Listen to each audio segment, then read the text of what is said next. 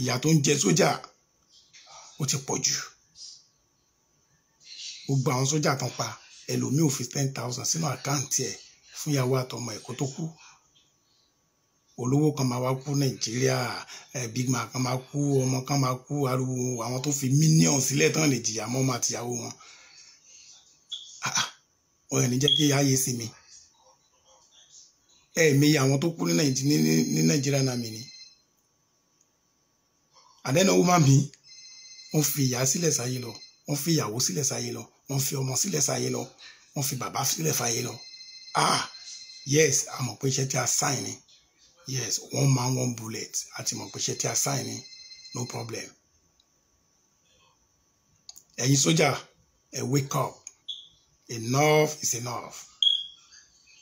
Enough is enough. Yorùbá nation must stand. A máa pín Nàìjíríà sí mẹ́ta. That is the solution. Tá a bá pín Nàìjíríà sí mẹ́ta, kò sí solution. Fact lẹ́ ń gbọ́ látẹnu mi. Kò sí solution. A máa pín Nàìjíríà sí mẹ́ta. Ẹ̀yin olóṣèlú, ẹ lọ jáwọ́. Chief Sunday Igboho tó sọ fún yín pé a máa yìnbọn sí yín látẹ̀yìn. Tẹ́ bá ṣe election, a ní yìnbọn sí yín látẹ̀yìn. Grenade la máa jù sí yín, àkàrà. A máa jù sí yín ni.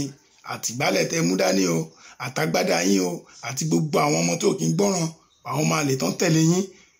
Grenade máa gbé yín sókè, ó máa fà yín yakẹ́ tó délẹ̀ ni. Yes, grenade pẹ̀lú GPMG la máa fi yanjú yín. Jẹ́nẹ́ fẹ́ gbọ́ràn ni. Enough is enough. Ẹ jẹ́ kí oníkálukú kó máa lọ sí títí ẹ̀, kí Yorùbá máa lọ, Ìgbò máa lọ, Haúsá máa lọ. Nígbà tí Yorùbá fẹ́ lọ, Ìgbò fẹ́ lọ, kí ló dé? Ẹ bá mi bi wọ́n, kí ló dé tí Haúsá ò gbà kan lọ? Kí ló dé? Gbogbo àwọn Yorùbá tó wà nínú àmì à ń jẹ bàbá ìyà. A kàn tẹ̀lé wọn gọ́gọ́gọ́gọ́gọ́ ni. Àti ọ́fíìsà o, àti ọ̀dà rango, a kàn tẹ̀lé wọn gọ́gọ́ ni. A kàn tán àwa jẹ ni, wàláì tàláì. Enough is enough. Yorùbá nation must stand. Tán bá jí bàbá Ọbáfẹ́mi Awólọ́wọ̀ kó wá ṣe president, ànígbà. Tí Chief Sunday Igboho bá jáwọ́ lẹ́ni, pẹ̀bí tóun ṣe dépò tóun, àwa millions of Chief Igboho àti wàǹtà ànígbà. Jagunjagun làwa o. Grenade pẹ̀lú GPMG a máa fi yanjú ara wa. Enough is enough. Bẹ́ẹ̀ gbé Emira wá, bẹ́ẹ̀ gbé amútankì wá, bẹ́ẹ̀ gbé T55 wá, kò sí kan tẹ́ gbé wá. Gbogbo ẹ̀ a máa yọ firing pin ẹ̀ kò ní ṣiṣẹ́. Boko Haram ó ń ka yín mọ́. Gbogbo nǹkan tẹ́ kó sílẹ̀ kò sílẹ̀ tó ṣiṣẹ́. Kò sí kan tẹ́ máa gbé wá, gbogbo firing pin ẹ̀ la máa yọ dànù. Kò ní ṣiṣẹ́, kò ní dún. Eré lẹ máa pè é. Kí ló dé? Ẹ jẹ́ kí oníkálukú kó máa lọ tiẹ̀. Ẹ̀yin boys tẹ́ ṣí bọ́dà lánàá gbòsà fún yín. Tripoli gbogbo Kútọ́nù gbòsà fún yín. Iṣẹ́ lẹ ṣe. Ń watch yín live. Wọ́n ti bọ́dà ilẹ̀ Yorùbá, wọ́n ṣí bọ́dà ilẹ̀ Haúsá. Kí a lè máa jẹ àwọn Yorùbá. Àwọn ọmọ Yorùbá kan náà dẹ̀ ṣì ń tẹ̀lé wọn. Wọn ò fúnra.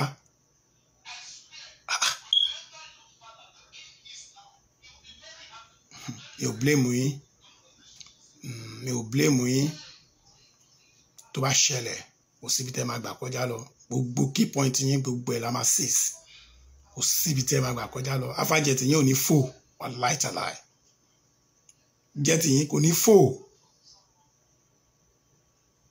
Gbogbo everywhere tẹ́ bá lè gbà gbogbo ẹ̀ la máa seize.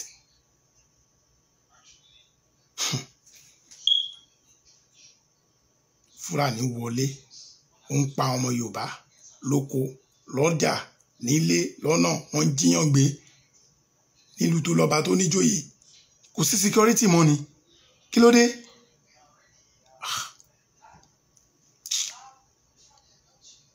Enough is enough. Létẹ̀ rí Fúlàní tó bá gbé igi dání nínú igbó ẹ pa.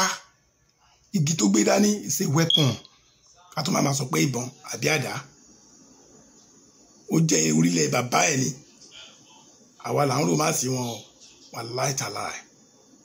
Gbogbo fídíò tá à ń fídíò ẹ Fúlàní ní yányányá for what? One man, one bullet. Waste them. They are mad. They are crazy.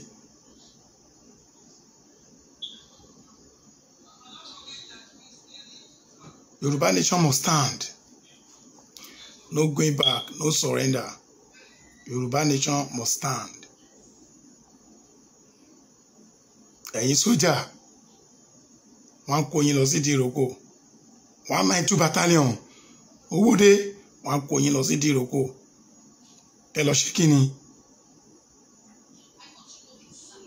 A lọ mọ́ọ̀tì yín síbẹ̀ torí àwọn boys tó ṣí bọ́dà lánàá. Oh my God.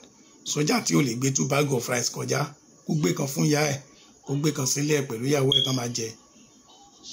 Custom máa sísè ẹ̀ ni. Kẹ́tọ́ mọ̀ wọ́n ti pe commanding officer CO wọ́n ti pè é. Wọ́n á gbé yín sí guard room ni live direct mo sọ fún yín. Àwọn custom yẹn lè fẹ́ lọ gbèjà. Kò ní yẹ wọ́n. Ẹ rí bọ́n ṣe jẹun bọ́n ṣe yó bẹ̀m̀bẹ̀ sínú bàfà wọn ní checking point wọn. Wàhùsáhùsá sí wọn ẹnu ẹ̀ á bó. Wọ́n ní dáríjì ẹ̀ wọ́n á sì sẹ́yọ kan ṣáá ni. Wọ́n á sọ fún yín pé you are just only entitled for 1 rice. 1 bag of rice. But àwọn wọ́n entitled sí 100 bag of rice. Àwọn custom wọ́n load ẹ̀ lọ sí ṣọ́ọ̀bù ìyàwó wọn ni.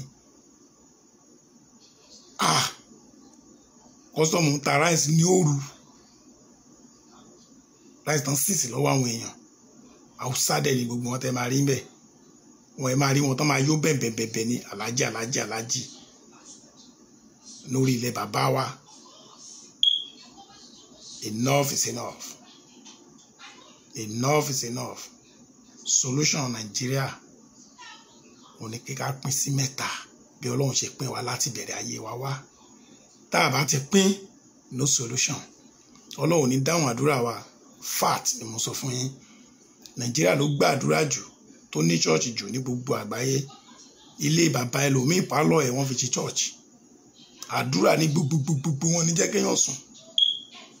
Ìṣọ́ òru ni lójoojúmọ́. Kí ló dé? Ọlọ́run gbàdúrà wa. Oore ọ̀fẹ́ Ọlọ́run nìkan ló wà ní Nàìjíríà. Ọlọ́run sí Nàìjíríà. Nítorí pé a kọ etí ikún sí ọ̀rọ̀ Ọlọ́run. Orílẹ̀-èdè mẹ́ta ni wá. Orílẹ̀-èdè ó ní èdè kan tó ń sọ ọ̀rọ̀ wọn á yéra wọn. Ẹ̀yin ọmọ àlè Yorùbá kan tá a bá ti pín tán Yorùbá máa para wọn. Ẹ jẹ́ ká para wa. Ẹ jẹ́ ká Hausa para wọn, ẹ jẹ́ kí Ìgbò para wọn, ẹ jẹ́ kí oníkálukú máa lọ, ẹ jẹ́ ká pín tán. Kẹ́ wá mọ̀ bóyá máa para wa bóyá ní para wa. Ẹnu Yorùbá òpó yẹn mi fẹ́ máa gbọ́ mọ́. Kò sí kan tó ń jẹ́ ẹnu Yorùbá òpó. Àwa ní Yorùbá. Kò sí àwọn tó ń jẹ́ Yorùbá ju àwa tá wà nínú ẹ̀, àwa èèyàn. Àwa tá wà lórílẹ̀-èdè Yorùbá, àwa ní Yorùbá. Ẹnu wa kò. Ẹ jẹ́ ká ṣe tán, ká pín wa tán. Ìbẹ̀lẹ̀ tí máa mọ̀ pé ẹnu wa kò.